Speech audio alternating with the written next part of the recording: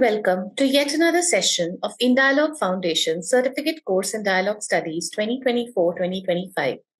Today we have the pleasure of having with us Dr. Saad Ismail, who will be speaking on Philosophy of the Self in Islamic Traditions. Dr. Saad Ismail is a resident in the Department of Physiology, Jawaharlal Nehru Medical College, Aligarh Muslim University. He is the founder and editor of Project Noon, a forum dedicated to improving Hindu-Muslim mutual understanding through philosophical, theological, as well as faith-based engagements. He has engaged leading scholars and academics on Indic Hindu and Muslim traditions through extended podcasts, in-depth essays and reviews, and webinars and workshops. Dr. Saad's writings have appeared in journals such as Critical Muslim, Hurst Publishers, UK, and he has presented various papers at conferences on philosophy, religion, and medicine. In May 2024, he received the Cambridge Hamid Visiting Lecture Grant to collaborate with scholars and students at the Faculty of Divinity, University of Cambridge. Dr. Ismail, you have up to 2 hours for the session. You may leave as much time as you desire for questions and discussions. And as usual, I would like to remind all the participants to keep their cameras on during the session to make it more interactive. Sir, the floor is all yours. Okay. Thank you, Pragya, for that humble and generous introduction. And thank you, everyone, for joining and for the kind invitation as well. I'd also like to share my screen first so that there are a few slides that you can follow along as I speak. Before we begin, I just want to also get a sense of the topic in the sense that there was a reading that we circulated before the meeting. So it wasn't circulated? No, I don't think. I think there must have been some little. Oh, I see that. That's fine. We can do it after the. Sure, of course. Yeah, we can also circulate it afterwards. Yeah. But the topic itself, exploring philosophy of the self or selfhood, conceptions of selfhood in Islamic traditions. I'm curious how many people find this topic relevant for their own work and for their own interests? And if so, what do you think would be the relevance of or the significance of such a topic, particularly for interfaith dialogue? So maybe we can begin with that brief interaction before I take the floor to speak in more detail. I'm just taking a hunch here that it's quite, there's a conflict in today's world where the religious ideologies are thrust upon individuals because everyone may have, so there's no homogeneity in any religion. There's diversity within the religions. People have their own beliefs, their own sense, and somehow, the community thrusts upon and kills the very idea of free will, which is emphasized in Islam, for example. So, and of course, other religions as well. So what happens in that case is that, you are devoid of critical thinking and maybe, without that sense of, again, I'm just guessing. It might be a problem. So. Right, of course. Right. Again, freedom is an important part of this, of course. And also, I think that in the context of any interfaith engagement, when we're dealing with other worldviews and different worldviews, what is central to any worldview is the way that worldview looks or imagines the self. And in relation to that, how does that worldview imagine the other? Because any dialogue is between a self and an other. So it's very important in that context to know the philosophy behind the self or the conception of the selfhood of that tradition. And apart from this dialogical importance of this topic, there's also the added benefit or value of this topic is particularly in the context of religious traditions is that in religious traditions. The human self is always in connection with the divine self. So any philosophical anthropology or any philosophical exploration of the self is directly connected to a philosophical exploration of the divine, because the self is imagined in relation or in context with the divine. So So this exploration helps us in multiple fronts in approaching interfaith dialogue. So with that brief caveat, let's begin. Or is there any other point that anyone would like to add at this point? Because this might get slightly dense, and I apologize beforehand for that. I'll also try to keep it as simple as possible. But because we are the aim over here is to try to get to get to a depth perspective of these intellectual traditions, because this is a point which the scholar of Islamic studies Sayyid Hussain Nasr makes, where he says that in order to appreciate the depth in another's tradition, one has to first appreciate the depth in one's own tradition. So only by recognizing, or only by having this depth perspective to begin with, only by appreciating the depth of one's own tradition can you appreciate deeper insights in other traditions as well. So this is again a topic which is of importance for Muslims as well as non-Muslims, because this again I'm trying to put this topic in the context of comparative theology. So from that point of view, it is I hope of relevance to everyone. Before we begin, there is a verse on this slide that you can see. This is the verse from the Quran. I'm not sure if you can read it. Is it visible? Right. Okay. It says, "Be not like those who forgot God, and God caused them to forget their self." So in the Arabic, it says, وَلَا تَكُونُوا كَالَّذِينَ نَسُوا اللَّهَ فَأَنْسَاهُمْ أَنفُسَهُمْ. So clearly, this is a verse which is again connecting knowledge of God with knowledge of the self. So the two are intertwined, and we will also see how this idea is developed in later Islamic philosophical traditions as we move forward. Again, the relevance of this discussion is also to such contemporary questions as well. Questions like, in the wake of ChatGPT, AI, what is artificial intelligence? And is this, when we speak of intelligence, are we saying that this is conscious? If it is conscious, does it have consciousness in the sense that we have consciousness? Which gives us, which brings us back to the more fundamental question: what is our consciousness? What is the nature of our consciousness? What is the nature of the mind? Is the mind nothing but the brain? Right? For example, there's a famous hypothesis for a psychiatric disorder such as depression. Right? You might have heard it said that depression is due to low serotonin in your brain, or low, certain kind of chemicals are less in your brain, and therefore you have depression. Now, this might be correlated with depression, but is it the complete explanation of what's happening over here? Or is there not some additional meaning or a loss of meaning that the person who is experiencing depression is feeling, which is lost in these kind of reductionist approaches? So again, this ties back to, because when we tackle questions of consciousness, we're actually tackling questions of neurobiology, and therefore we might have to also to some extent talk about that as well, and why these reductionistic ways of looking at the self and the mind may not be very helpful. Another relevance or significance of this topic is the perennial question which every one of us asks or feels at various instances in life: who am I?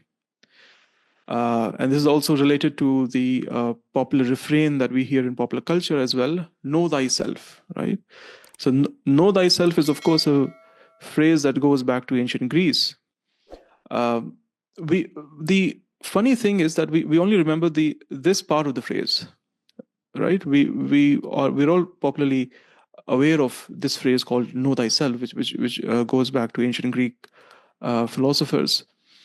But another aspect of ancient Greek philosophy which we lose sight of, and which is important to discuss over here before we discuss further aspects of this conversation, because this helps us frame our discussion.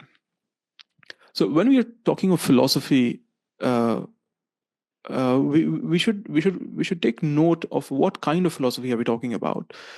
For example, the historian of ancient Greek philosophy, Pierre Hadot, says that ancient Greek philosophy is distinct from modern academic philosophy, where ancient Greek philosophy was a way of life. It was not just a mental or academic exercise, as much of modern philosophy has become. And the purpose of these ancient Greek philosophical traditions was to form more than to inform, i.e., its purpose was to mold the person who is pursuing philosophy, or to shape their character rather than to give them some or the other information. So this was philosophy was a moral pursuit, and not just a mental pursuit, right? And just to give an illustration of this point in the words of Epicurus, who said, "Empty is the discourse of that philosopher by which no human passion is attended to." Now, those of you listening to this might already be aware, or might already start thinking that this is also something which is very common sense in our religious traditions as well.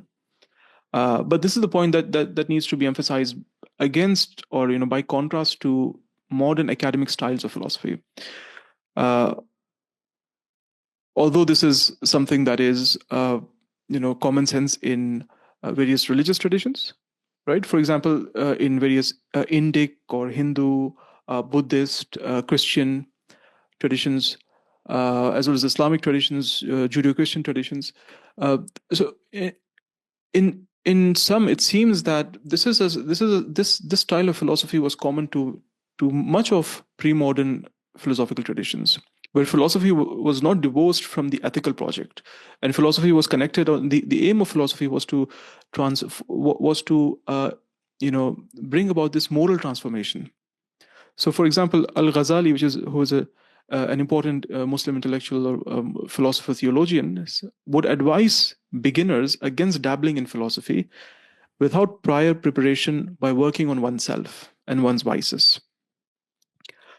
Because philosophy itself cannot be insulated from the ego, i.e., philosophy itself is something that the ego can use for its own purposes, for its own aggrandizement, and for various selfish reasons. So knowledge requires purity. This is a very different view compared to the Cartesian view, where you can approach knowledge purely mentally or through abstraction alone, without any moral or existential transformation. So this is a fundamental point that we want to keep in mind before we discuss self-knowledge or knowledge of the self. Because again, remember that through this self-purification, okay, as opposed to the original injunction to know yourself, we must also remember the other or the parallel Greek injunction, which was to care for the self, or to transform the self through various technologies, various spiritual, mental, physical exercises on the self.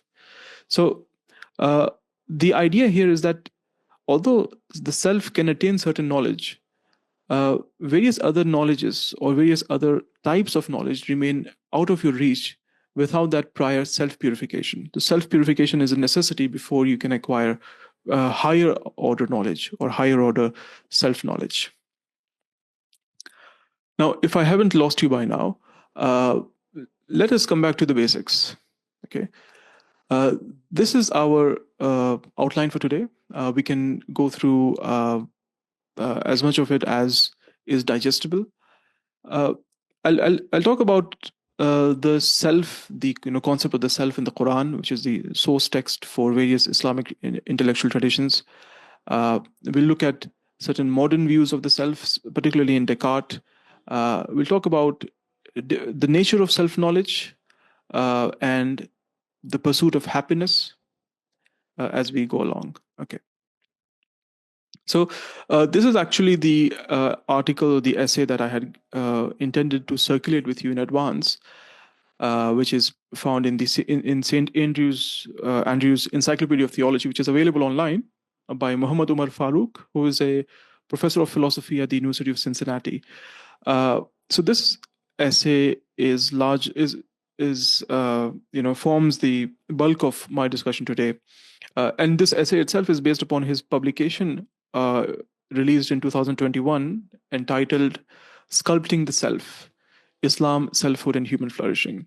Now, this book is a good example of an interdisciplinary kind of study where he brings into conversation various classical Islamic thinkers as well as modern debates in philosophy of mind, consciousness, neuroscience, as well as other religious traditions. Excuse me. So this book is a pioneering work in the philosophy of self in Islamic traditions. So for any of you who are interested in exploring this topic more after this discussion, that is some place to get started. Okay. So before we come to the various aspects of the self in the Quran, these are some illustrative remarks or quotations from various Islamic intellectuals. For example, Al-Ghazali says, "The key to the knowledge of God is knowledge of one's own self." There's also a famous phrase which is in some narrations is attributed to the Prophet, in some narrations attributed to the Prophet's companion Hazrat Ali, where it is said that the one who knows himself knows his Lord. In another iteration, Mullah Sadra, again another prominent Muslim philosopher, says that whoever knows himself becomes deified. And Mullah Sadra also says, knowledge of the self is the mother of philosophy and the root of happiness, and that if one fails to attain assured certainty of the immateriality and subsistence of the self, one then fails to attain the rank of a philosopher. So in short, if you fail to attain self-knowledge in its most comprehensive sense, you have not attained anything as a philosopher. This is these are some illustrative remarks from this intellectual tradition that we're going to explore today. And for those who can read Urdu, these are some verses by Muhammad Iqbal, who is, of course, famously known as the philosopher of the self, or the poet of the self, with his unique concept of the khudi, which again is a whole discussion in itself and maybe beyond the scope of our present discussion. But if you're interested, we can bring that up in the Q&A. Okay, now to begin with, the term for the self, a key term for the self in the Quran is nafs. And there are at least 4 lexical meanings of nafs within the Quran. One meaning is that of soul. Another is that of an individual, a single human being or a person, self, inner self, the heart, or the essence of human nature. Now notice here that it is not just while one meaning is that of the soul, which might be, which we can imagine is opposed to the body. However, the idea of nafs in the Quran includes the body as well, because particularly when it refers to creation and resurrection. So it is not just the creation and resurrection of the soul, but of the body as well. So nafs is a whole. The nafs is both body and soul in that sense. Now, the various qualities of the nafs that the Quran talks about, it has desires, it has appetites. Then again, the nafs is the self, right? So these are various qualities of the self: desires, appetites, needs, difficulty and hardship, endurance and patience, generosity, miserliness, envy, fear, anxiety, right? All of the lists that we're all very familiar with from our own daily experience as individuals or as selves. But again, the point to note over here is that while the self has all of these qualities, it also has the potential to overcome these qualities. So these negative qualities are part of the self, but the potential to overcome them is also part of the self. In fact, there is another term in the Quran used for the self, which is fitra, which means the original nature upon which God has created human beings. So from this usage, you can see that there is an ordinary self, the self that has anger, that has anxiety, that has all of these negative emotions, negative qualities, and then there's a pure self, or the ideal self, upon which we were, or the natural self, or the real self, right? So there are already there's a distinction emerging between the real self and the ordinary self. Now we'll explore this distinction further as we go ahead. There are also various states of the self that the Quran talks about. From the lower to the higher, you have at the lowest level you have the evil inciting self. Again, as we discussed in the previous slide, self has all of these evil or lower, baser desires as well. And for example, such as anger, anxiety, envy, lust. So all of these things are something that the self is also propelling you towards. But again, there's as you transcend that slightly, or as you slightly move beyond that or above that, you enter into the self-reproaching self, nafs al-lawama, the self that takes itself to account and tries to correct itself. For example, there is anger that you're feeling, but then when you try to overcome that anger, that is a higher self. There's a self that is angry, and there's a self that is trying to overcome the anger. So there are already a distinction, or various levels or grades within selfhood that we are discerning over here, and ultimately you have at the end the tranquil self, or nafs al-mutma'inna, which is again the self that has found God, or that is present within God, or that is present with God, to be more precise. Now, in the nature of self-knowledge, what have various Muslim philosophers said about the nature of self-knowledge? Again, to reiterate this point, we've seen this with various previous philosophers as well. They said that, as we saw, Mullah Sadra says that selfhood, or knowledge of the self is the mother of philosophy. Similarly, Al-Kindi, one of the earliest Muslim philosophers, says philosophy consists in the human being's knowledge of himself. Human beings are a combination of body, soul, and accidents, while the self is an incorporeal substance. Okay, so in in the tradition of Islamic philosophy, we see the move being made over here towards the idea of self as an incorporeal substance, which is a significant one, as we'll see. Now, this point that we mentioned about anger previously, this is something that Al-Kindi also discusses. So Al-Kindi says that the irascible faculty incites a human at times and urges him to commit a serious transgression. So, for example, there is a faculty within you which incites you to commit something evil, but then there is also the self which opposes it and prevents the anger from carrying out its action, or from committing an act of rage and wrongdoing, and the self restrains it. This is a clear proof that the faculty by which the human becomes angry is not this self which prevents the anger from attaining what it desires. For the thing which prevents something is doubtlessly not that which is prohibited, since one and the same thing is not opposed to itself. To put this in a much more simpler way, when we speak of self-purification, what we're saying is that there is a self that is being purified, and there is a self that is doing the purification. So already there is a distinction, or there is a distancing between that which is being purified, or that which is passive, and that which is active. This is again reflective of this verse in the Quran which says, "Qad aflaha man zakkaha," which is very, very popular verse which many Muslims might be knowing. Successful is one who purifies himself or his self, right? His or herself. Now, there's the one that is doing the purification, and there's the one that is being purified. So the two are not the same. And in fact, what is being encouraged over here is that you should identify yourself with the active agent, and not the passive one. You should identify yourself with the one who's doing the purification. You should identify yourself with the urge to overcome anger rather than with anger itself. So this is the point which is used in various methods of Islamic psychotherapy as well, in order to overcome these baser desires, or these baser instincts of such as anger or envy, is that try to detach yourself from that feeling.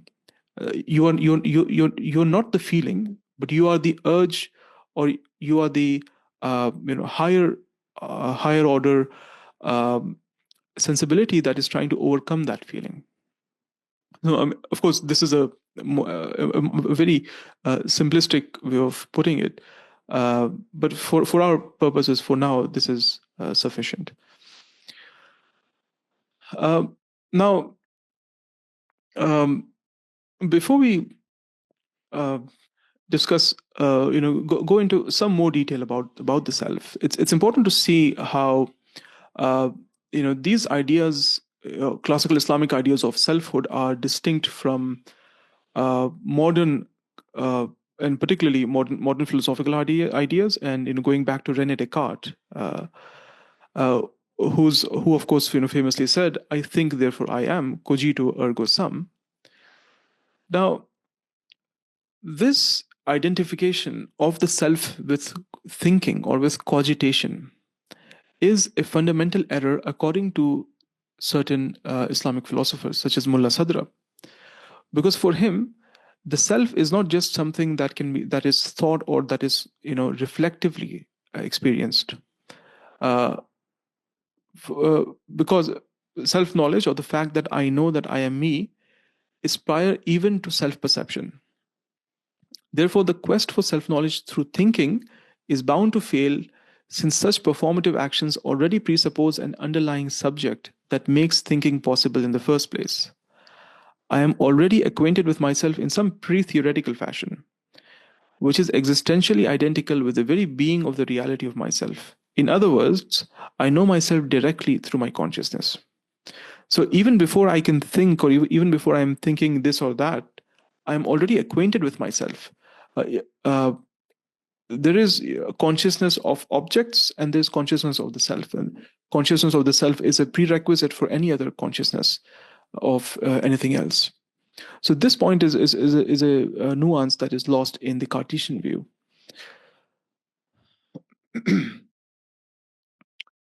Again, this is a similar point that Sohrawardi makes over here, and we won't go into detail in this. Right.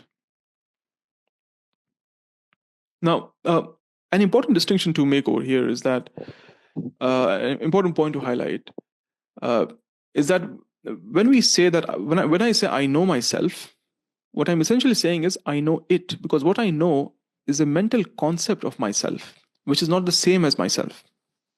Okay, this is the fine point to understand, to appreciate. When I say I know myself, what I'm saying is I know it, which is a mental concept, and the mental concept is not the same as my subjectivity. So what these various philosophical traditions emphasize is that the self is always subject, never object. The self is always that which is perceiving, and never the object of perception, because the moment you objectify it, you have reduced it, and you have you have lost the phenomenal aspect of it, which is something we'll also discuss later. So again, the point here is that the moment we try to grasp consciousness through our mind, we will find an objectified image of our consciousness rather than consciousness itself. Even the very concept of consciousness is not consciousness. It is just that. It is a concept.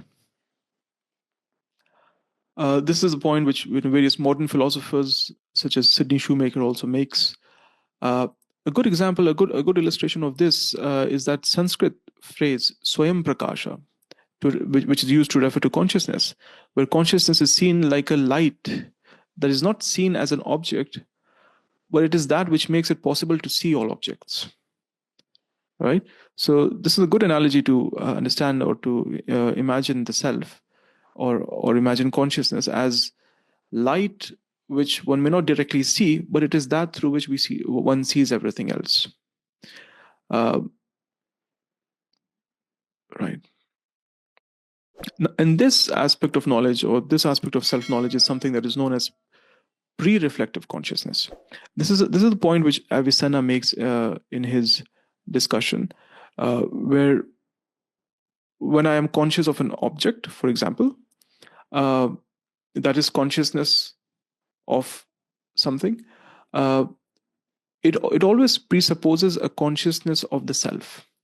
Any consciousness of any object, or any consciousness of consciousness, like i.e. any concept of my consciousness, also presupposes a first order consciousness of the self, or a pre-reflective consciousness. There is a reflective consciousness and there's a pre-reflective one. We'll see what this means as we go ahead. Another important discussion over here is to understand the distinction between the first person versus the third person perspective. Now, this is important again. Before we come to this, just a show of hands. How many people think that neuroscience will eventually tell us everything there is to know about what it means to be a human being, or what it means to have consciousness? Right? I mean, the argument can be made that at the present state of our knowledge, we don't have all the tools, we don't have all the knowledge, but eventually, the science will, with enough advancements, we'll reach a stage where, through just putting a person in a scanner, you'll be able to say what they're thinking, or what it means to have a certain thought or not. So, by way of hands, do you think this is possible in the future? Hypothetical? Okay. It's possible. Anything is possible. But hypothetically, yes, it is possible. But I mean, see, for example, we have tools now to measure our sleep, or and that shows that how much of deep sleep and etc. We have other tools to measure so many other things. So maybe we will have some, handheld or some sort of a wearable that will also measure brain activity, or we'll have chips in our that's already being worked on. So we don't know. Right, of course. Right. So there is this is a very sorry. Yeah, you wanted to add something? No, I just wanted to not to add, but in a way compliment and say, of course, yes, is the science. I don't think even at the best of our technology will we be able to understand the working of our own consciousness.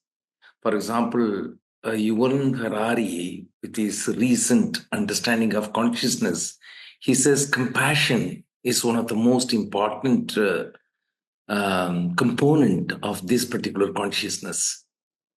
So, will we be able to reach to that particular level to understand the level of compassion, which can, go higher, lower, and a sense of a solidarity, a sense of interconnectedness towards all the beings around us? I think it will be very, very tough to say that neuroscience can reach to that level of understanding. I think ultimately, it has to connect with the spirituality. Right. Thank you. I think this is very, very interesting debates that we have, in our day nowadays.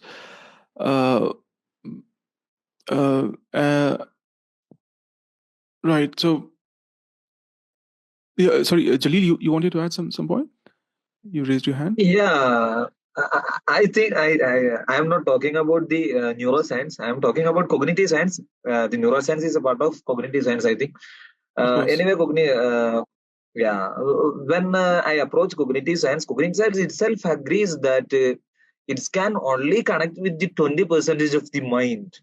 So even the rationalist approach of cognitive science or MD's approach of cognitive science, both are agrees that we only pursue the 20% of the studies of mind, and the remaining parts are connected to the emotions and something like that. So I am also goes with Solomon's viewpoint that it can be. Right. Okay. Related to this, there's the additional question. Do you think that AI is conscious or can be conscious? Okay, if it's not now, maybe in the future, can it be conscious? That's another thing, because I'm going that AI cannot be conscious at all, because Why that's would you say that? only connected with the AI is only connected with this 20% of this mind. I mean, it's a naturalistic kind of narrations of mind. There is no kind of emotional space for AI, there is no kind of very sentimental space for AI. Consciousness is connected with all of these, not only the rational or not only the very naturalistic kind of narrations of mind, I think. Right. Okay. Very interesting, because all of this ties back to what we're going to discuss. Yeah, sorry, Ranveer, you wanted to add something? Yeah, I think if we see the trend in the recent past in the history of science, science itself, which is objectifying each and everything, is also building space for those domain of lesser known sciences which are just once upon a time considered non-scientific arenas. For example, if you say allopathy itself, just in past, I think if we see the trend in just past 30 years, is accommodating all the traditional healing practices, be it Ayurveda, Siddha, Unani, and all, which present here since so long, but not exactly fitting themselves on the scientific temperament, on the scientific scale, which has been produced by somebody else. So, with this argument, I think the scope of scale within the scientific domain is expanding with every passing day. For example, uh, if I say, if you scan, do a MRI scan for a very healthy person, I'm 100% sure, and most of the trained physician, they will also agree to this, that something or other will be found abnormal in that healthy person, because as per the scientific parameter, that thing is just not working in accordance to all those written principles and those things. And here, if you see the recent past, science in itself is also changing to look for those kind of equilibrium between uh, the various different scientific discipline itself.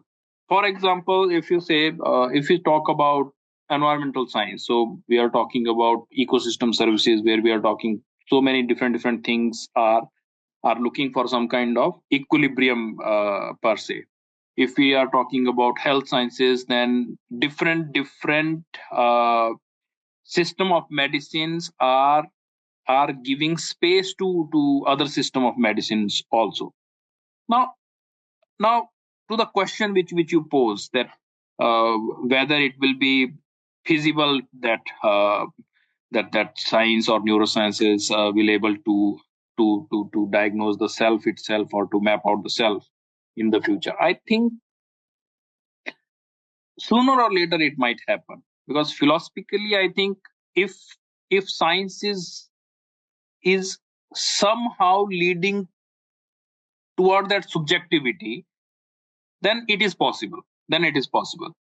And as such, as much as about AI, I think till now we are in the domain that whatever information you are providing to the machine is doing its calculation on the basis of that algorithm itself. But very soon, through the machine learning and all, they are also developing their own learning mechanism, so that could also be possible. Not in practical term at this time, but at least for the philosophical and fundamental scientific domain, it is theoretically it seems possible. Interesting. Yeah. Right, thank you, Ranveer, for that. I think one very interesting point which you made was that this might happen if science becomes in the future what it is not in the present. Exactly. Right. So ultimately, science has to change at a fundamental level to, or incorporate much of what is today considered non-science to then include those domains of knowledge. And this is something that is an interesting question in contemporary debates in philosophy of mind or consciousness studies as well, because you have various contemporary philosophers questioning the nature of matter itself. So whereas at the inception of modern philosophy, there was this stark distinction which was made between mind and matter. So for example, even in René Descartes, the founder of so-called founder of modern philosophy, you have this distinction between these two very rigid categories. So contemporary philosophers are questioning this distinction as well, whether the matter is completely blind, or there might be some purpose or teleology within matter itself, some mind-like element within matter itself. And there are again various theories of panpsychism as well. So there is some consciousness in various things. There's consciousness present everywhere in that sense. I mean, these are various theories which are emerging in contemporary philosophy of mind, which are opening up the way for these discussions as well. Now, but apart from this, theoretical direction that we can go in the future, there is one more fundamental, I think, reason why scientific description, just like any other description, cannot capture the feeling of what it is like to experience something. So, for example, there's a famous thought experiment by the philosopher Thomas Nagel, where he poses the question, what is it like to be a bat? I don't know if you're familiar with this thought experiment. What he suggests is, bats, some species of bats have this unique ability of echolocation. They can perceive things in space through sound, right? And this is a unique ability because we see things in space through our vision, through eyes. We can't situate things in space very clearly using our sound. So we don't actually know what it is like to be able to see or situate things in space based on sound. So this unique ability, no matter how much advanced our science gets at understanding the organ that bats have for echolocation, trying to understand the neurobiology of the process that's happening, regardless of that, we will never know what it is like to have that experience. So there is a distinction between the experience itself and the description of the experience. So there is always going to be something which is beyond the description, which the experience contains. This is, of course, also there are other thought experiments as well which capture this. So the point which we are discussing here in this slide is the distinction between a first person versus a third person perspective, which is to say that when I know my knowledge of myself is ultimately a first person knowledge. I know myself through the act of having consciousness, not through some theory or through some concept or through some description, right? So that would be a third person perspective. Now, and this also highlights the limitation of a purely empirical approach to the study of consciousness. Because there is no way to step outside consciousness in order to peek into it, as it were. And therefore, I argue that scientific studies of the brain state can illuminate various facets of my mind, but any description or representation of myself, whether scientific or simple, is an objectivist reduction and can never capture the phenomenological experience of myself or what it is like. So again, this goes back to the point that various philosophers have been making previously. The self is always subject, never object. The moment that you try to make an objective view or representation of the self, you have limited it, and it is no more the self that is knowing, right? In other words, the self is always the knower, not the known. The self is always the subject that is knowing. The moment it becomes a known, or you try to know some part of it, you have limited it, and you are no longer within the subjective element over there. Again, this is the fine point which I thought was of importance over here. Now, from the heady theoretical discussion that we've been having so far, let's come to some more practical matters of concern. There are all these discussions within various Islamic intellectual traditions about the philosophical aspect of the self. We look at now the practical or the psychotherapeutic aspect of the self. We know that we've seen so far that the self is that the real self is ultimately pure subject and pure consciousness. The question now is, how do we purify the ordinary self to attain the real self or the ideal self? There are various traditions in Islamic in Islam that deal with this. And this is something that is known as tahdhib al-akhlaq, or refinement of character. There's a whole literature of works within this genre. Various works by Abdullah Ansari, Ghazali, Ibn al-Qayyim. Just to give you an example, the philosopher Mullah Sadra talks about this. He says that the theoretical intellect needs the help of the practical intellect in attaining perfection. The practical intellect must be purified in several steps. And according to him, these are the steps that he proposes. The outer layer of the ordinary self must be molded according to the Sharia and the Sunnah. So what he means is that the first step is always to do what is ethical, to follow the rules in terms of what is right and wrong, what is ethical and non-ethical. That is the first step. The next is the inner layer of the self should be purified through ethics and self-disciplinary activities, such as curbing the appetitive qualities that disturb its equilibrium, such as hunger or the appetite for sex, for example. Next, the self should adorn itself with virtues and right knowledge and get rid of vices. And finally, there is a stage of annihilation of the self, or fana, as Sufis term it, which is a state of making yourself into nothing, or making your, to be more precise, making your ego into nothing, so that what remains is nothing but the real self. Trying to dissolve your false self, so that what remains is nothing but the real self. Various methodologies have been proposed for this throughout Islamic literature. This snapshot is from one of the earliest books, Manazil al-Sairin by Abdullah Ansari, which is a canonical work in Sufism, where he talks about the stages of the travelers, the traveler to God, the various stages, and he tries to give a systematic a map of how to traverse these stages.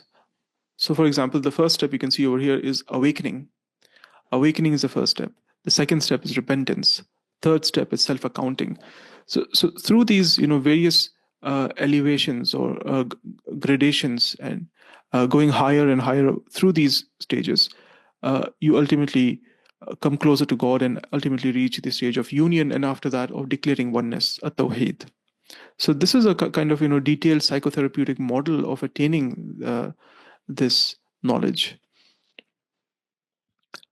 Again, this is very characteristic of this kind of literature that we're talking about.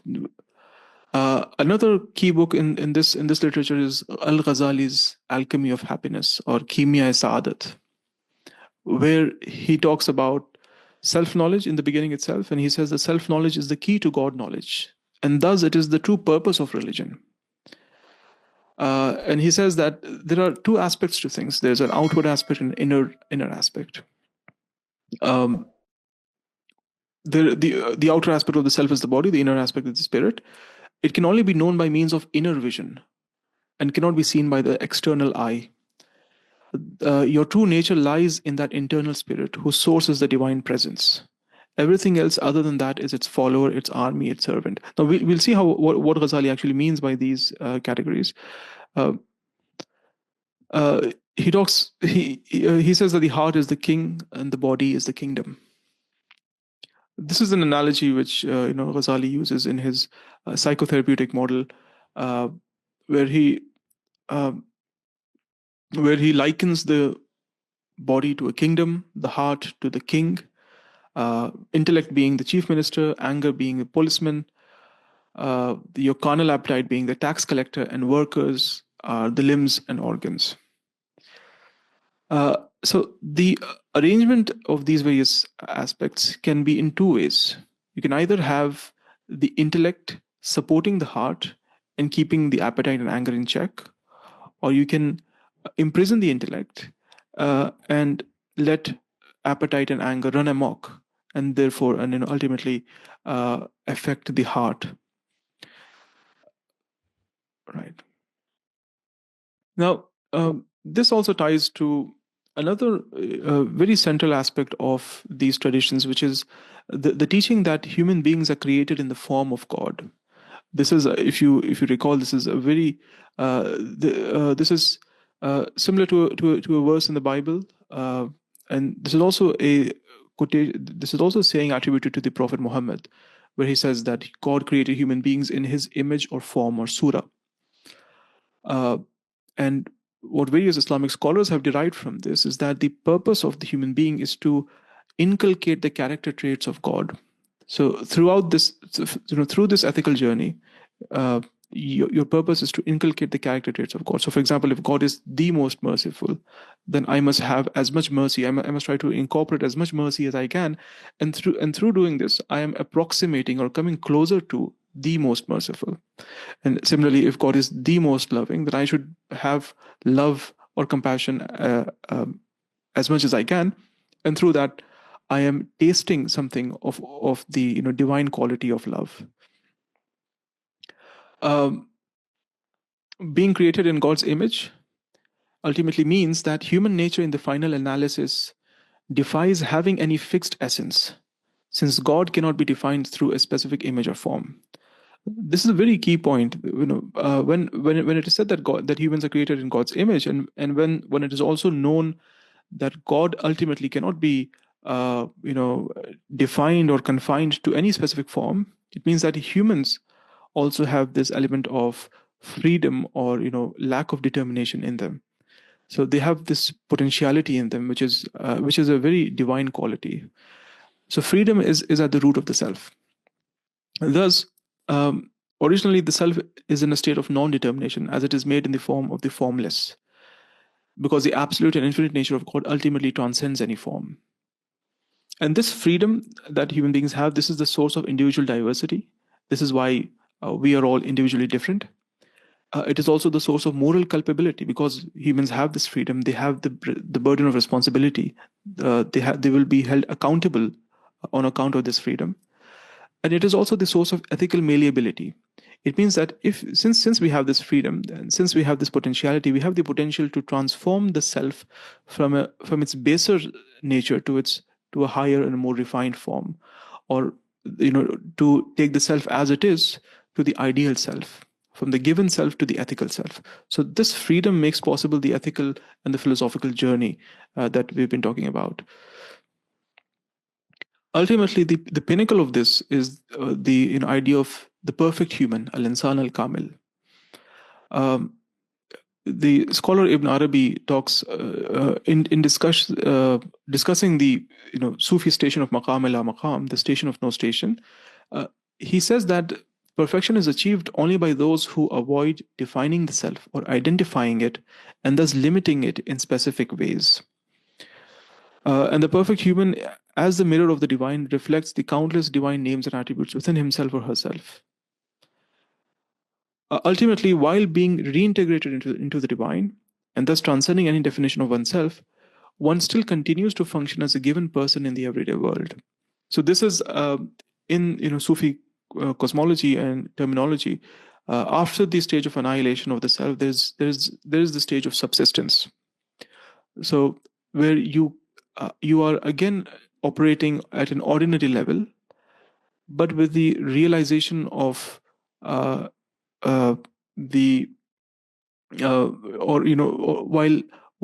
perceiving everything through the lens of its connection to God, or seeing everything as a manifestation of God.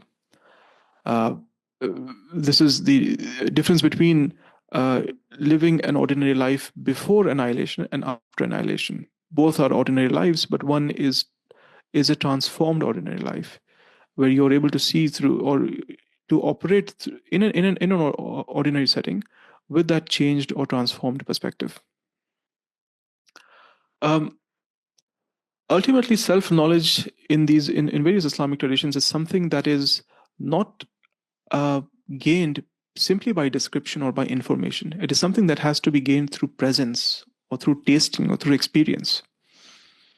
There is a distinction that is made over here between two kinds of knowledge. There is representational knowledge, ilm al-husuli, and presential knowledge, ilm al-huduri. The philosopher Bertrand Russell makes a similar distinction between knowledge by acquaintance and knowledge by description. So a philosopher like Mullah Sadra says that,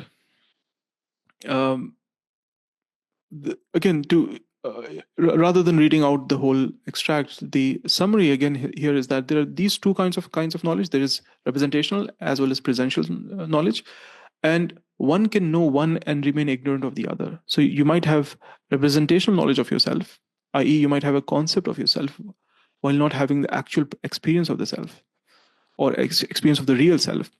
Whereas you can also have, on the other hand, you can also have the experience of the real self without having its concept or without having an elaborate theory to articulate it. So these are two different things that we have to keep in mind. Ultimately, the knowledge of God, the true knowledge of God, is also a knowledge that is through presence or via presence. In his late work, At-Tafhimat al-Lahiyya, the scholar Shah Waliullah of Delhi says, whoever knows his self through presential knowledge knows his Lord through this knowledge. And this is the distinguishing mark between the knower and the ignorant. So this is, for Waliullah, presential knowledge, right, or experiential knowledge is that which leads one to the necessary, i.e. God and his attributes, whereas representational knowledge cannot arrive at this forbidden territory except by means of reasoning. And ultimately, the way to acquire this kind of knowledge is through acts of self-purification and self-refinement. Finally, one final quote to bring this to a close. Waliullah, Shah Waliullah of Delhi is writing to his disciple,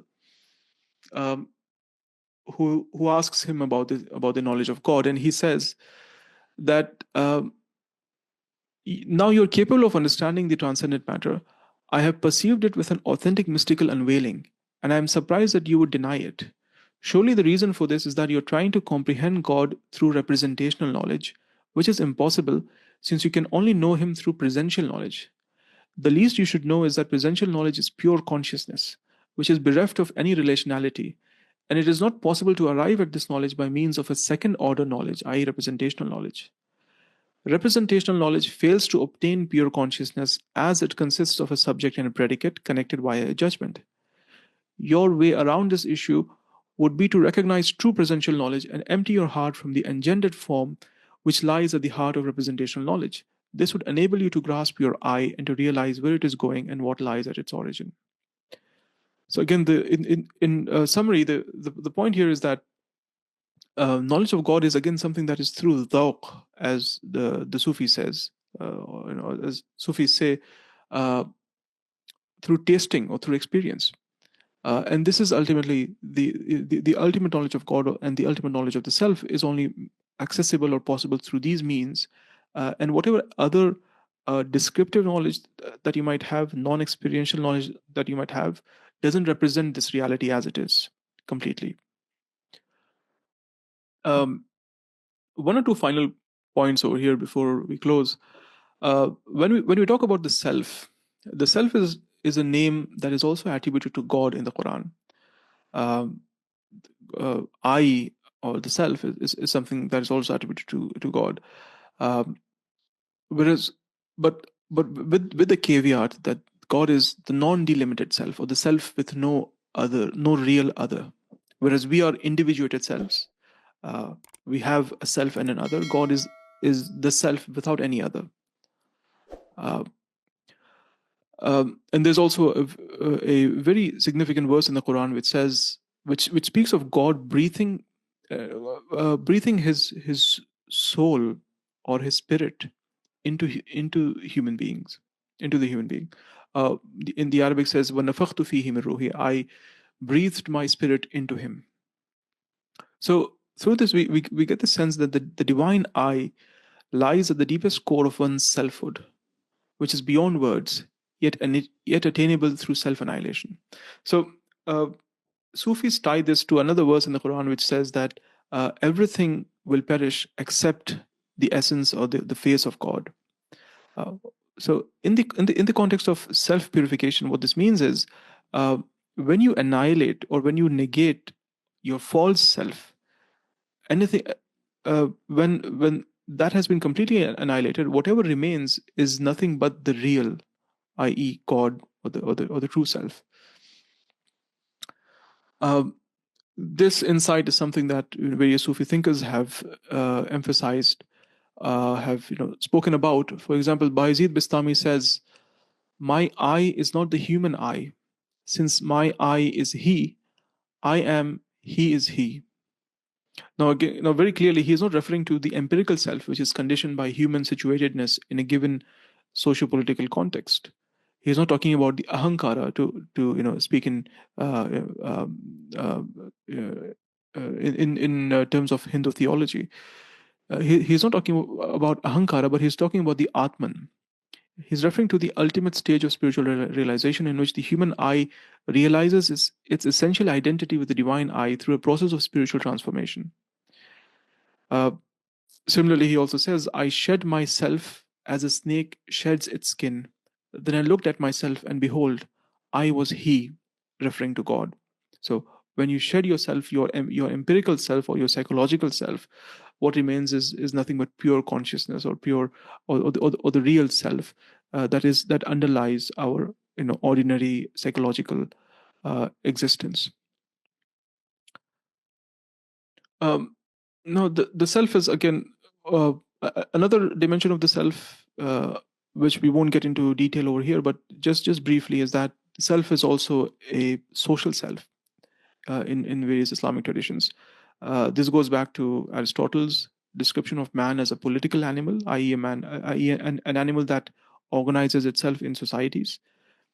Al-Farabi, the early Muslim philosopher, talked about Al-Madina al-Fadila, the virtuous city, whose goal would be to guide its members towards human moral flourishing. And similarly, various Islamic philosophers have written about a just society. And this goes back to the Quranic injunction that human beings, human individuals have the responsibility to socially promote the good and reduce or curb evil in society in whatever capacity they're capable of. To bring this discussion to a close, there are two dialogues which I would recommend over here, which are present on our website, with these two different figures. One is Muhammad Umar Farooq, whose book I was mentioning in the beginning. So this book is the source of much of today's discussion, as well as other resources as well. You can check out my conversation with Muhammad Umar Farooq, and you can also check out my conversation with Raymond Tallis if you're interested in questions of artificial intelligence, consciousness, whether neuroscientific theories can exhaust or completely explain consciousness. Raymond Tallis is someone who is skeptical of these things, and he is a neuroscientist himself and a philosopher who is critical of reductions of consciousness to neuroscientific perspectives.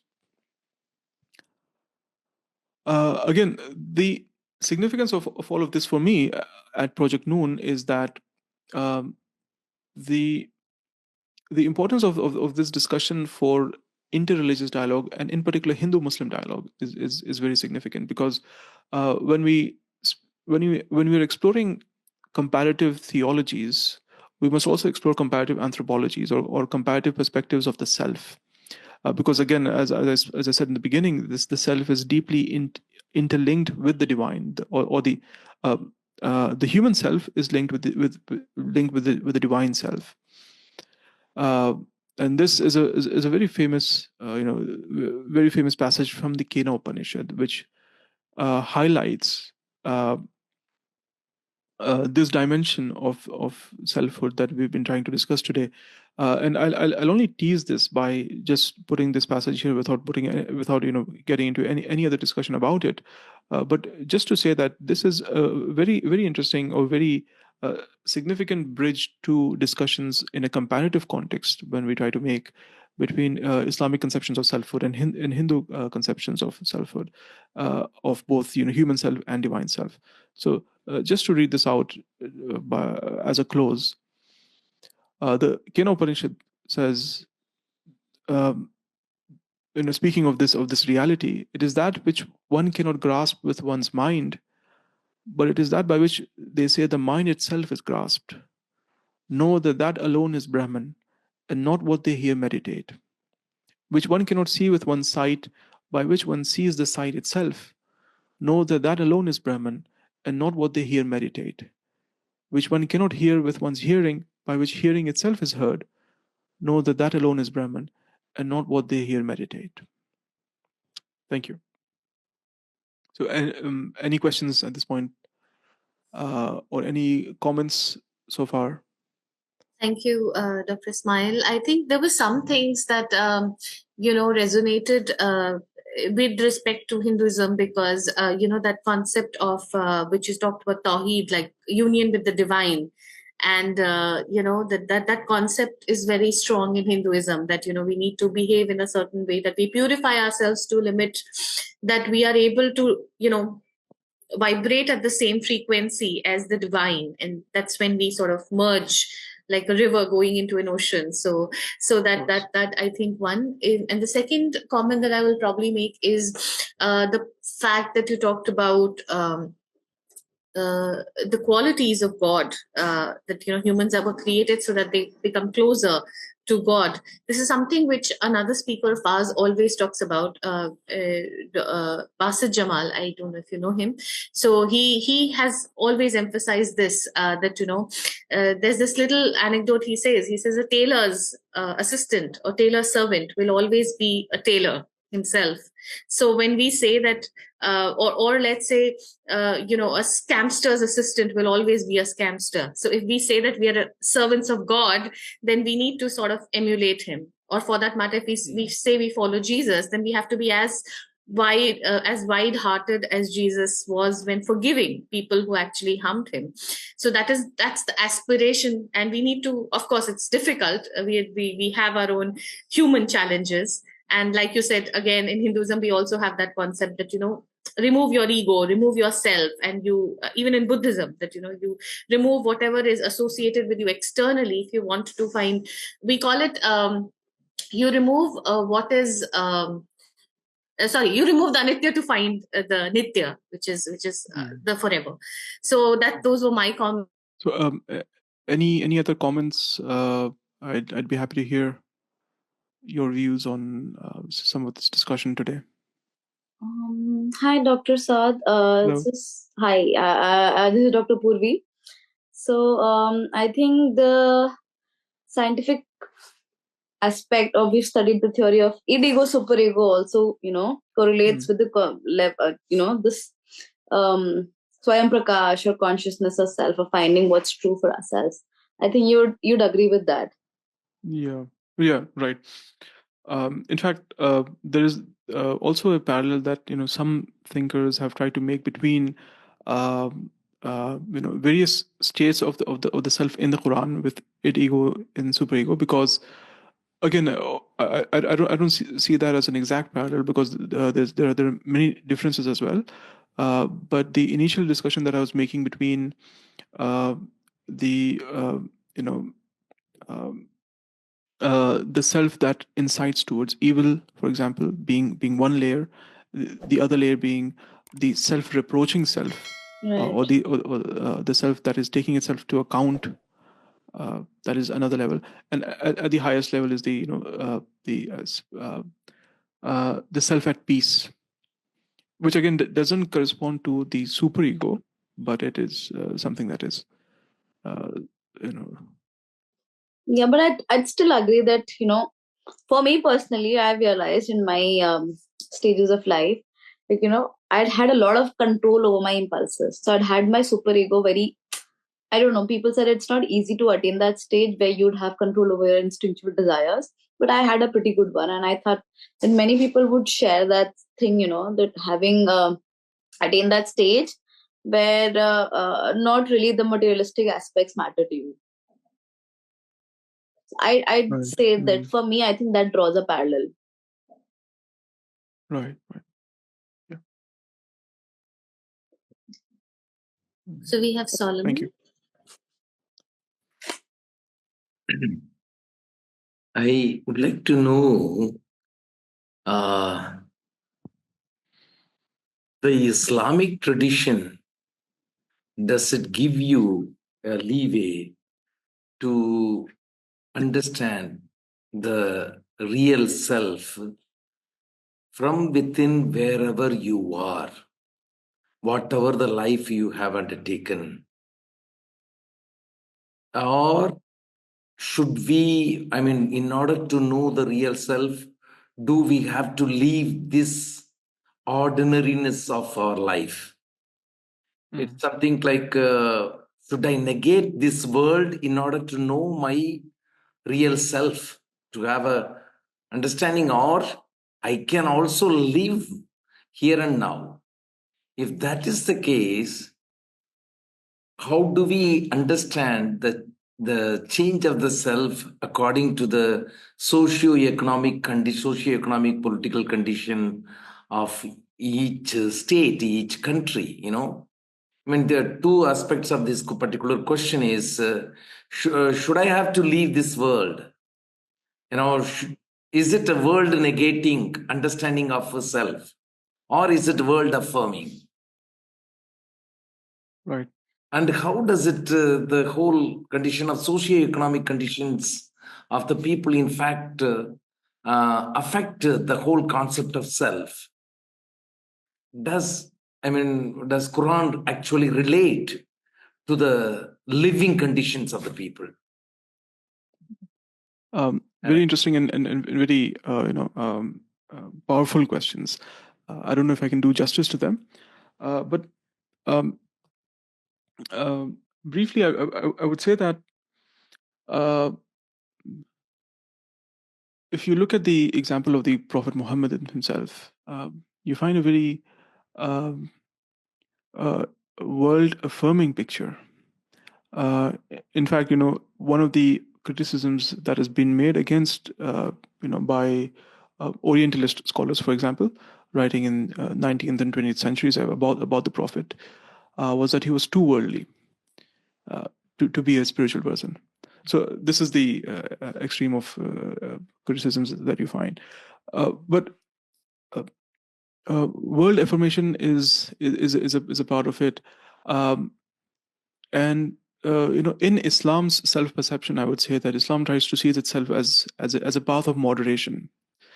For example, the Prophet had a few companions who insisted on fasting every day and standing every night in prayer, which even the Prophet didn't used to do. He used to fast, a few days of the week and then stand some night and sleep some time.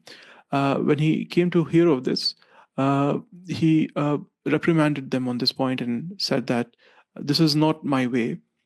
My way is that of moderation. You have to, and in fact, he actually says that your body has a right over you. Your spouse has a right over you. Your family has a right over you. So you have to pursue the spiritual path, but also fulfill the rights of these various other aspects of your life and of the society in which you're a part. Apart from this, your second point about the social aspect and whether there is a socio-economic or socio-political consciousness in Islamic teachings. There's one refrain in the Quran that one finds repeatedly is that believers or Muslims are enjoined to promote the good and shun the evil.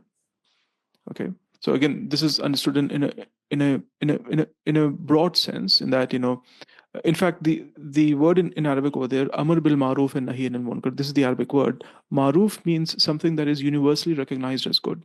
So this promotion of good is not an idea that is very particular or very specific to one locality, but it is something that is universally recognized by various people within that area, and something that is, that transcends narrow regional or ethnic affiliations. That is one point. Another point which I one final point which I just like to mention is that there's a verse in the Quran which says that God consciousness, part of God consciousness is justice, social justice. So you have to stand up for the truth and for justice, even if it is against yourself, against your own people. So this is, the understanding of God consciousness, or taqwa, as it is called in Arabic.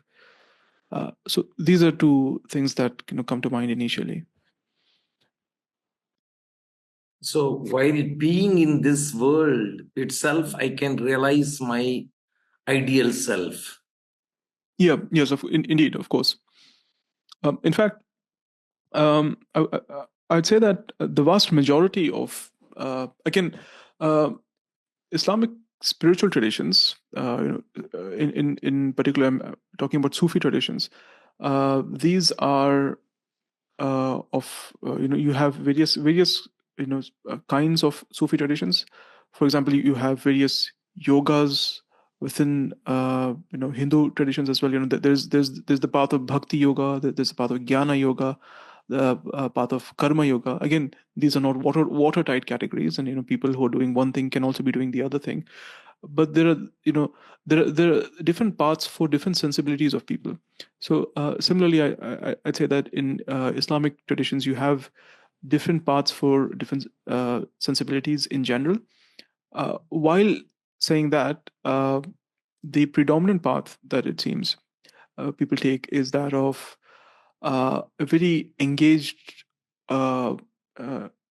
devotion, or very engaged contemplative devotion. So you are supposed to fulfill your social responsibilities and social rights and regulations, and stand up for justice, and do all of these things, because without that you would not actually be fulfilling the rights of God. If you're not standing up for justice, and if you're not if you're just concerned about your individual self, then you're not a very spiritual person in this view. So spirituality requires that you uphold justice and uphold truth, and care for other people, and try to alleviate suffering wherever you see it. So this is all part of the the basic sense of spirituality. So which, if you're not doing this, you're not actually being spiritual. Thank you, Dr. Ismail. We can have more questions and comments. Can I ask? Yes, absolutely, Jalil. Go ahead. Yeah. Anyway, thank you for your nice session. I think this PDF will be available for us. Of course. Sure. Okay. Thank you. My concern is, when you talk about the perfect human being, al-insan al-kamil, and the human can be attain the perfect attributes, like and the qualities of God. Yeah. Form of formless. Basically, the form of the formless and the formlessness is the key attribute of the God in the Islamic tradition. Yeah. And the main stipulation of the divinity, I mean, if he is a God, then he have to be not similar to creatures at any way. I mean, he have to be contrasting. He have to be contradictory to every creature at any way. This is a main stipulation in Islamic philosophy or Islamic theology. So how we harmonize this? In one way, we speak about al-insan al-kamil, And in another way, we speak about the main attribute of the God, that he can be similar to God at any way. Then how we harmonize this? This is my first question. And second question. Can I take this question first? Yeah. Okay. Very big question. Okay. Actually, very good question, because this goes back to a classical debate or a classical discussion in Islamic theology, in Christian theology, and also, in one sense, in Hindu theology as well, where you have this, where the divine is perceived through two aspects. There's the aspect of transcendence, and there's the aspect of immanence. In Quranic, in Arabic terms, if you like, there is the aspect of tanzih and tashbih. So, for example, there's a verse in the Quran which says that there is nothing like him, i.e., there's nothing like God, right? Laysa kamithlihi shay, right? This is the Arabic verse. But if you notice, the next part of the verse says, Laysa kamithlihi shay wa huwa Samiul Basir, I think so, or Samiul Alim. I'm not sure exactly what. What it says is that there's nothing like him, and he is the all-seeing, all-hearing, right?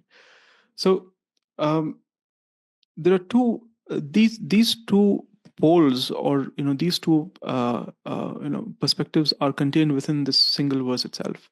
So at one level, you are asked to affirm that God is utterly transcendent, and then the Quran also talks about various qualities of God. It is not as if the Quran preaches a abstract or ultimately inaccessible God or unimaginable God, completely unimaginable God. Even though we believe that God, in his absolute reality, in his actual reality, is something which is beyond imagination, but still the Quran introduces various qualities so that humans can relate to God in some sense.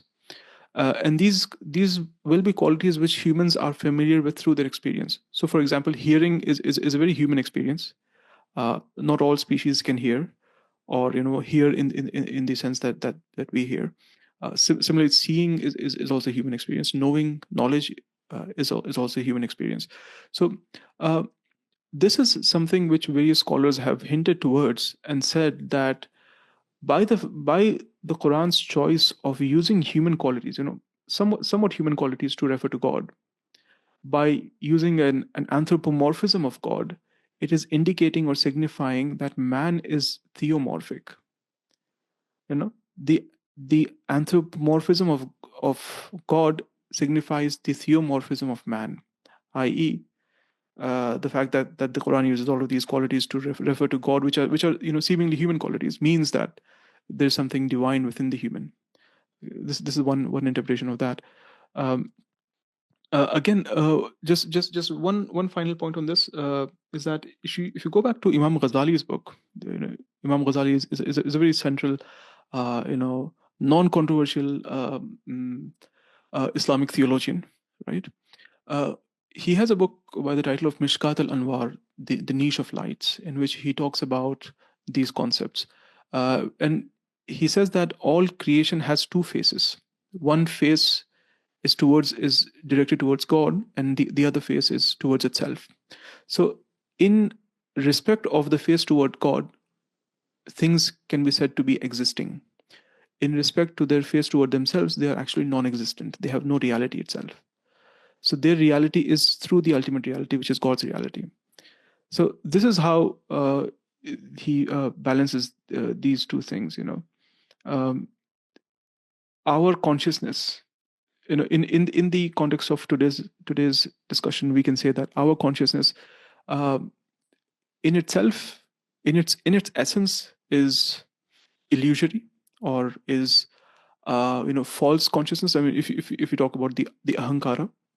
But if you talk about the Atman, which is in connection with the Brahman, I mean, again, to use parallel terms from the Vedantic traditions over here, our consciousness is illusory in one respect, but in another respect, it is nothing but the divine consciousness which is manifesting in us.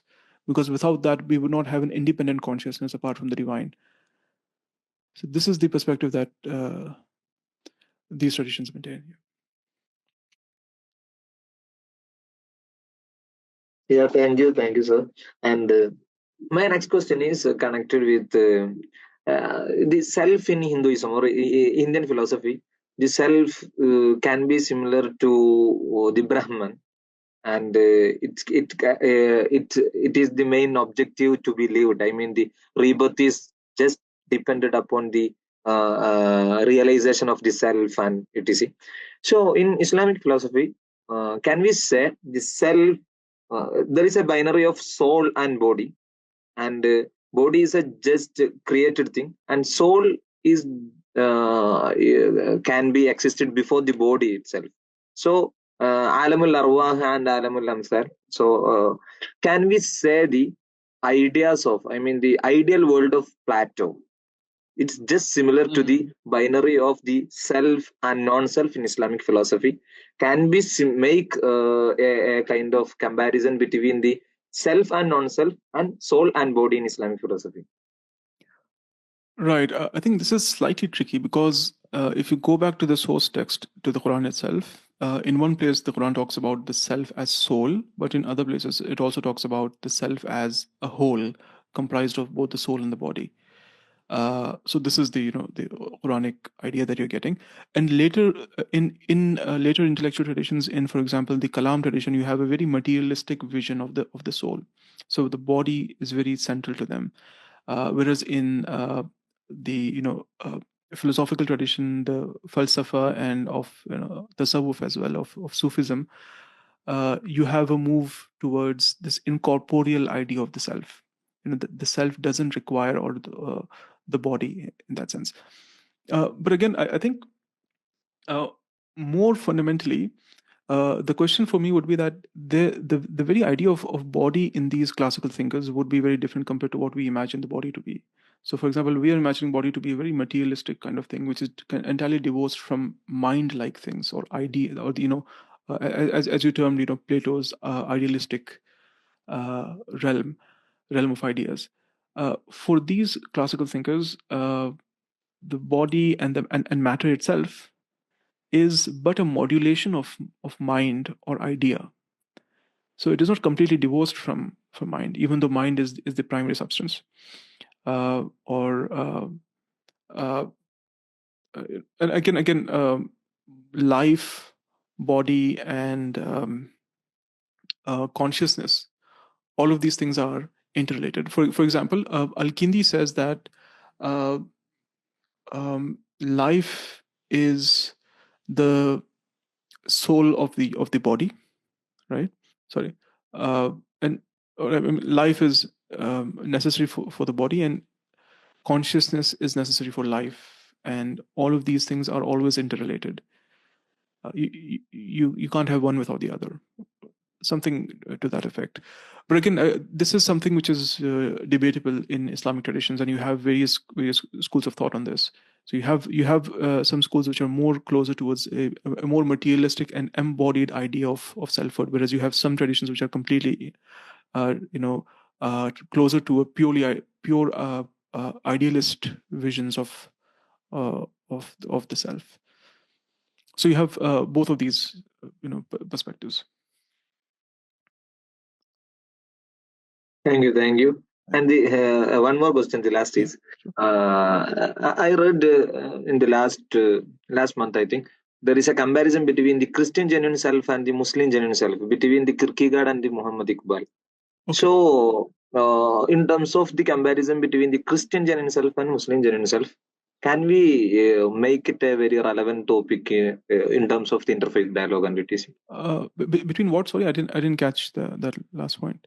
Yeah, Christian genuine self of Kierkegaard. Genuine self. Self. Genuine self. I mean Christian. What Kierkegaard making a kind of self in a Christian realm, and Iqbal making in a Islamic realm itself. Okay. So I don't know her name. His PhD thesis on this comparison between the Christian and Muslim genuine self of the Kierkegaard and the Allama Iqbal. By genuine self, do you mean authentic self? I think authenticity is a term that he uses, right? I'm not sure. She uses the genuine. Okay. I'm getting that genuine just like the pure. I mean the Islam in the very fundamental sense, or the Christianity in the very fundamental sense. I Okay, think. right. Yeah, I think in terms of dialogue with modern traditions, Iqbal is a very good interlocutor in terms of his intellectual contribution, and Kierkegaard again.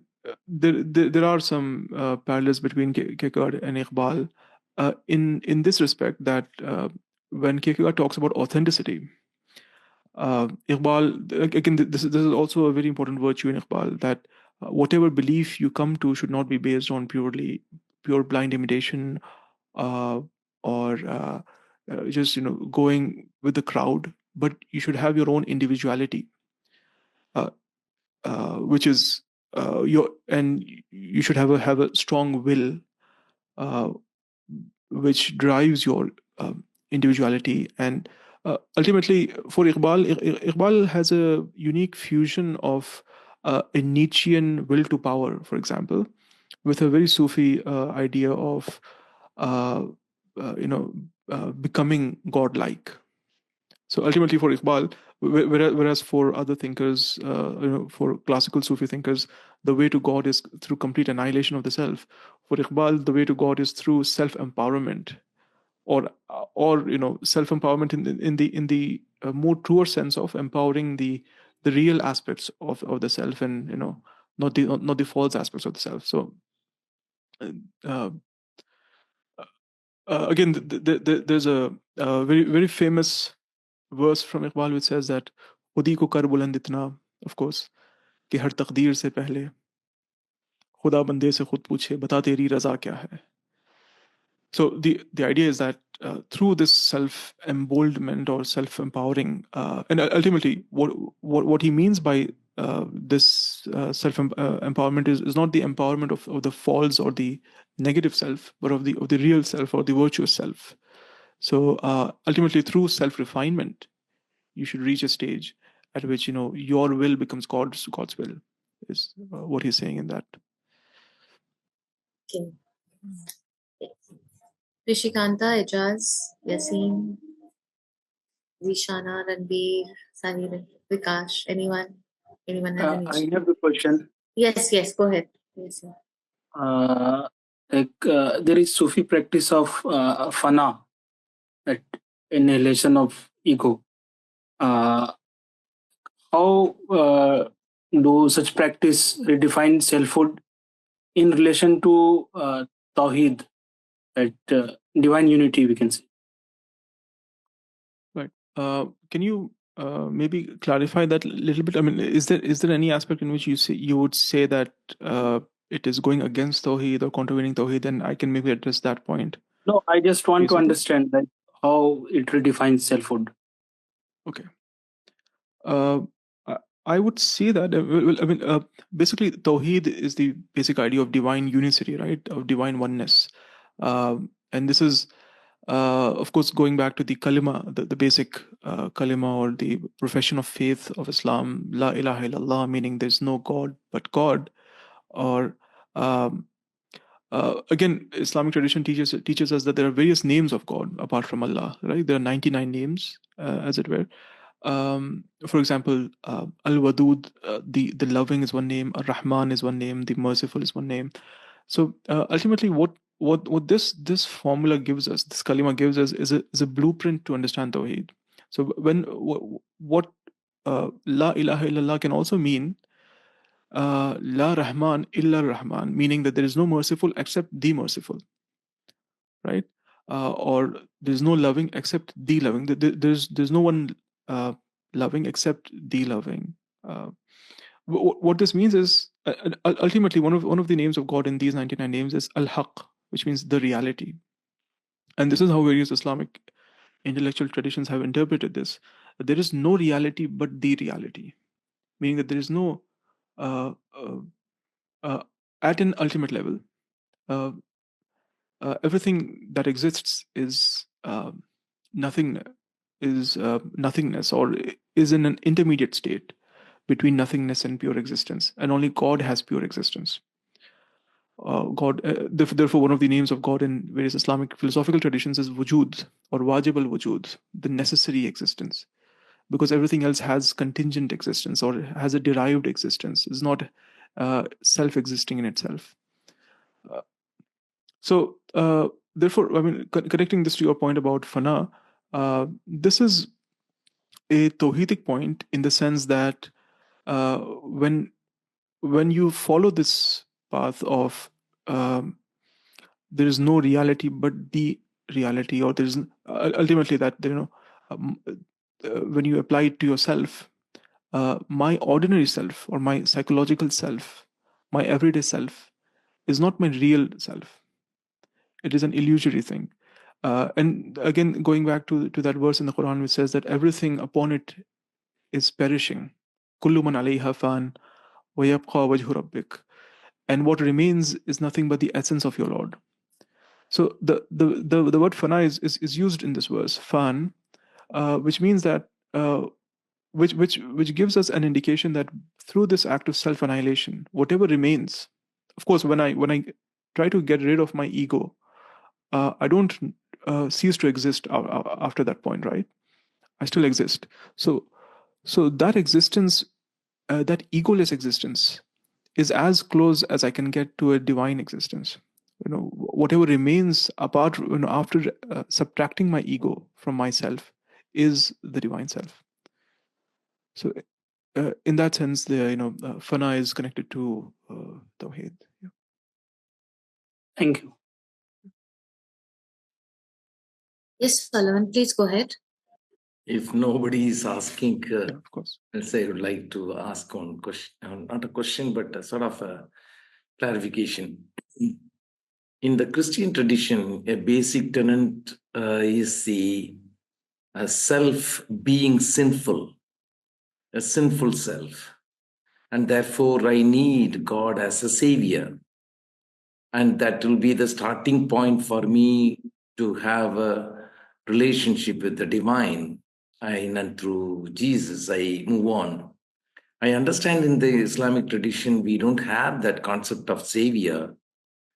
But what would be the starting point for me within the faith tradition, Islamic faith tradition? What would be the starting point, a point of departure for me to have a relationship with God? Where do I start from? Right. I don't know whether am I making No, of course. question I'm just slightly overwhelmed by your questions, because these are very profound questions that you're raising.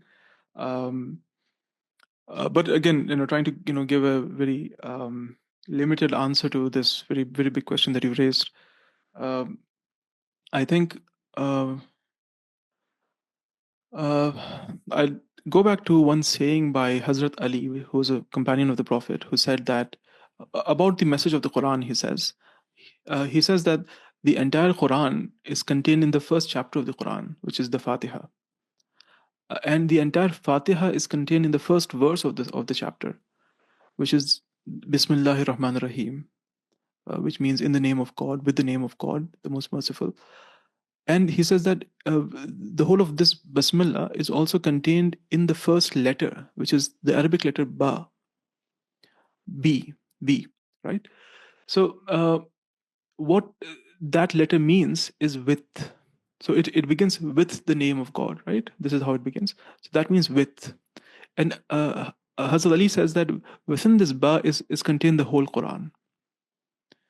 So this is a slightly mystical insight of the of this companion of the Prophet, but which is a very profound point he's making, that ultimately the whole message of the Quran is about this connection with God, where ultimately we need God, and we need this dependence upon Him, or we dependent upon Him, and we need His help with which we can begin anything. So with the help of God, Bismillah, with the name of God, is our whole existence. This is again a point which is also there in the first revelation to the Prophet Muhammad as well, where the angel comes to him saying, "Read," and he replies, "I can't read," or "I don't know what to read." And again, the angel repeats this, read, and he gives the same reply. And then eventually he says, read with the name, or with the aid of the name of your Lord, with the help of the name of your Lord. So Iqra bismi rabbik. So this aspect of needing the aid or the help of God, and being dependent upon God is very fundamental to the Islamic vision of the human-divine relationship, where we are absolutely dependent upon God at every instant, and we need Him for everything. And this is part of our ubudiyya, or our slavehood or servanthood with God. Um, um, yeah, again, I think this is a very, very, very vast topic, but these are a few initial thoughts that come to mind. Also, in terms of sin that you're saying, we need salvation. So the idea of salvation is necessary, or we need saving ultimately in the afterlife. Although we don't have the idea of original sin, in the sense that that is there in Christianity as such, but we have the idea that human being, for example, we have the same narrative of Adam that you have in the Bible, or a similar narrative where Adam, or the first human, is created, and he's told not to eat from one tree, but then Adam goes ahead and eats from that tree, and then as a consequence, he is sent to earth, and to spend his from paradise to earth, right? The fall happens. This idea is there in the Quran as well, but immediately after Adam does this act, God teaches him some words, or some prayers of repentance, of turning back to Him. So and then we are informed that immediately God forgives him for that sin. So this aspect is there, and again, for me, one more, again, final point. Maybe I'm going on very extensively about this, but one final point to me is very significant point to me, is that this Adamic nature is there within all of us. So the nature to commit a sin, or to transgress, or to do something that we shouldn't be doing, is not something that comes to us by accident, but it is a part of our creation, because the first human in this narrative, in fact, we Muslims believe that he was a prophet of God. So such a figure commits this sin. So committing sin is a part of the human nature, or human condition. But also a part of that is to immediately repent for that sin, or to immediately return to God immediately once you are conscious of your mistake, and to not insist in sin, and to not insist in transgression. So this is a quality of again, this is the twofold Adamic quality that we all have: committing, doing something we shouldn't do, and then immediately correcting ourselves for that. As opposed to the narrative of the devil, if you see in the Quran, who also goes against what God asks him to do, but then he insists on that. So in the Quran, the devil is not the enemy of God, or the devil is not portrayed as the against God, but against man.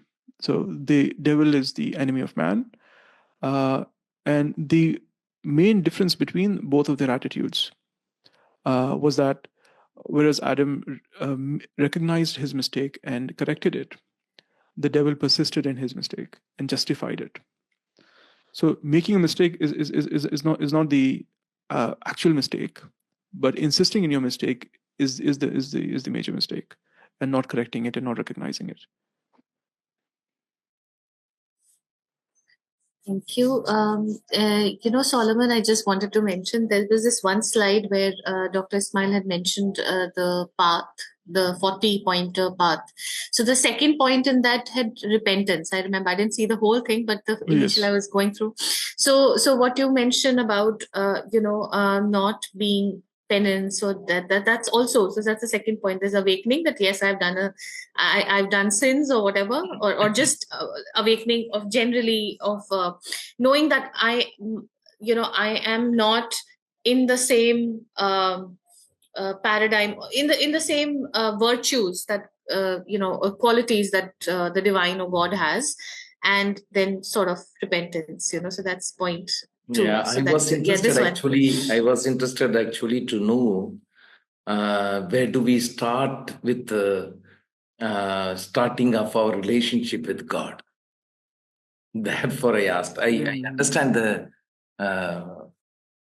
this whole map of the self as to from within the human person, by his very nature, he has the ability to repent and come to the ideal self. From the ordinary self towards the ideal self. Movement from ordinary self towards the ideal self, he has got the ability.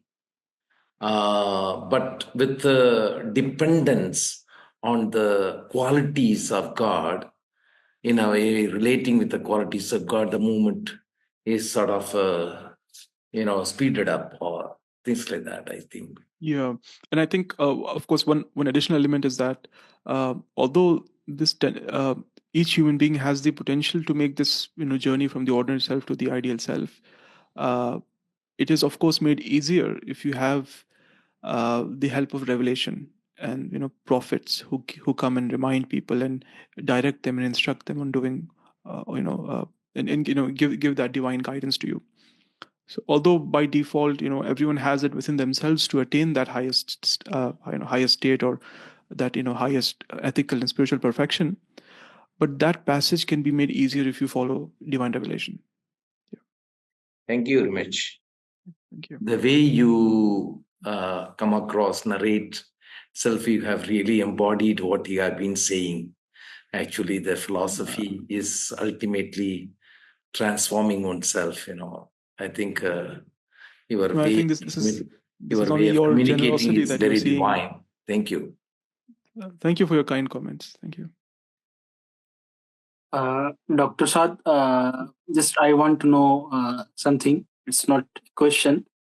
Like, we have like free will, as well as at the same time there is like qadar, like already everything is Allah is knowing everything, God is knowing everything.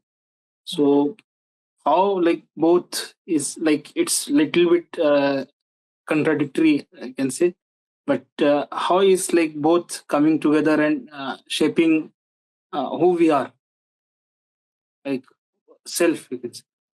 Right. Actually, I must say that today's questions have been so easy, and everyone's asking so easy questions. I'm just joking. Of course, this is one of the biggest mysteries. One of the biggest debates in all philosophical traditions and schools. Between free will and predetermination. I don't have an answer to that. I don't have a comprehensive answer to that. But I can tell you a few things that the Quran, the existential attitude with these questions that is asked of us from the Quran. So while we may not have a theoretical answer to it, there's an existential attitude that we can take towards such questions. So one thing is to accept fully that everything is in God's hands ultimately, right? Ultimately, everything is through God's decree and through God's plan and order. This is very, this is a very absolute point in the Quran, in the sense that you can't negotiate this point. But at the same time, it also asks you to accept with the same absoluteness the fact that you have free will and that you can do some good and you can also keep yourself away from evil. And based on this freedom that you have the whole idea of accountability. So if you didn't have this freedom, the idea of accountability in an afterlife would not make any sense if you didn't choose your actions for yourself. So various Muslim theological schools have tried to answer this question in different ways. Okay, how do you reconcile these two aspects? But they've all maintained that both of these should be simultaneously affirmed. You should simultaneously affirm that everything is ultimately in God's hands, and also that God has given you freedom in a limited sense to make some changes that you can. Philosophically, it's a very thorny subject, and there are different options or answers that are proposed to this question. So I just want to interject and just share a little bit about just one point about how Hinduism interprets it. So we say that for example, you have Google Maps, so your destination is fixed. That is the destiny. That's what God has decided for you. So your destination is fixed. But if and there's usually some sort of a guidance that you have to go straight or you have to turn left. So for example, if Google Maps shows you straight and you take a reroute, then you basically just take a left instead of going straight.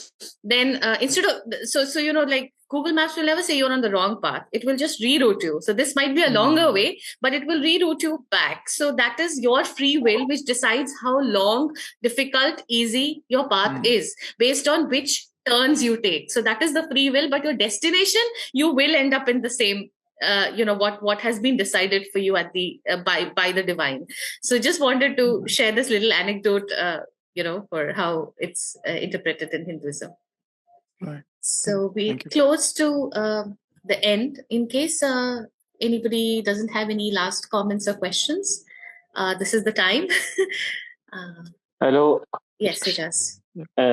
Actually, I just want to add some comments about Yasin questions regarding Qadar. Little bit I have some knowledge and I have read something about Qadar. So that's because of free will, Qadar has been written. Qadar doesn't mean that Allah have, Creator have something written and we are living as Allah have written something. Qadar means Allah has the knowledge of Ghaib, and whatever we will do in the futures, Allah have the knowledge of Ghaib, and Allah has written in the Qadars. And we are, just because of free will, we are doing mistakes, something. And Allah has given us the free will that whatever you want to do. But Allah have given the path of right and the wrong. So I want to ask Dr. Saad that is it true or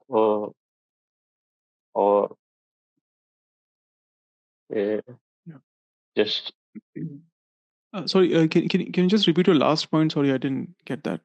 Actually, Qadar is what I know about the Qadars. Qadars doesn't mean that Allah have written something and we are living in the real life.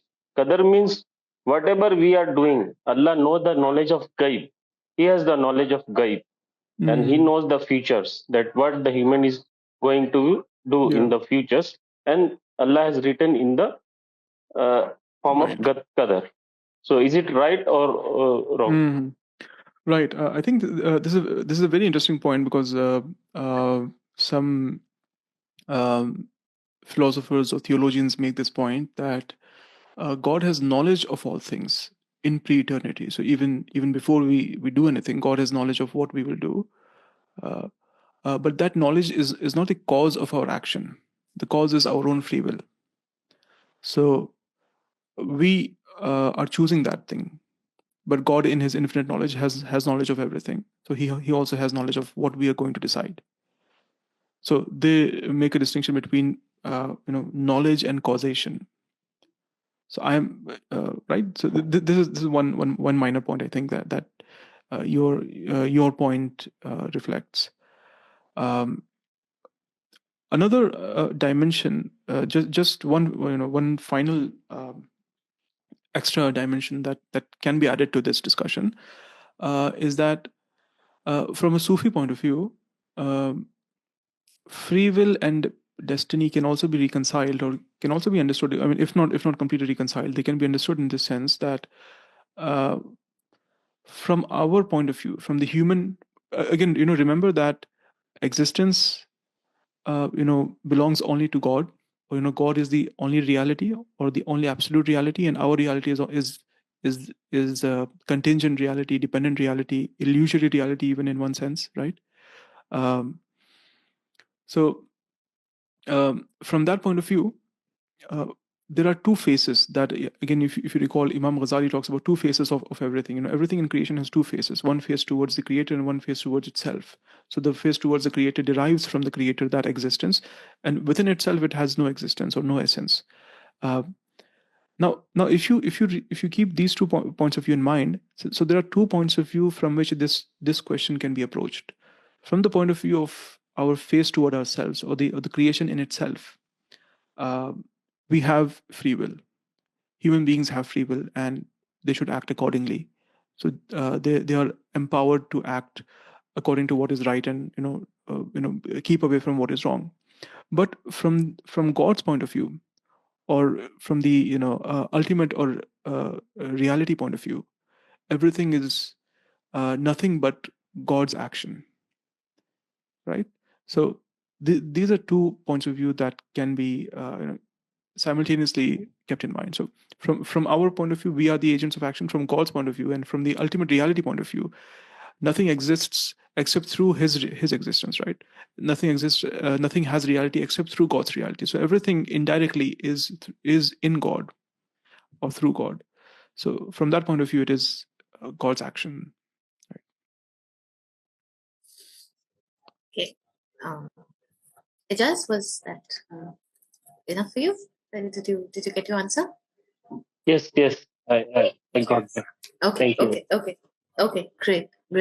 Okay, so thank you so much, Dr. Ismail. This was a very, I think the best part of the discussion that I liked was that everybody could relate to it. Even the ones who do not follow the Islamic tradition, and even the ones who were, there was an academic point of the part of the session, and there was quite a bit relatable, real life, realist part of the session that we all found we could again relate to. So thank you so much. You have seen how wonderful the participation was. It's proof of how much everybody has enjoyed the session. I do not need to mention that.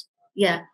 So thank you once again, and we hope to see more of you. By the way, I just want to tell the participants that Dr. Ismail has taken previous sessions with us, and the recordings are available in our YouTube channel. So you can, if this session made you curious, you can always go back and especially about his project Noon he has spoken about. So you can always go back to it, and I will share the website of Project Noon as well, in case anybody is interested in that. So thank you again, Dr. Ismail. It was a wonderful session. Thank you very much again for inviting me, and I'm really humbled and honored, seeing everyone's participation and everyone's feedback. Thank you very much.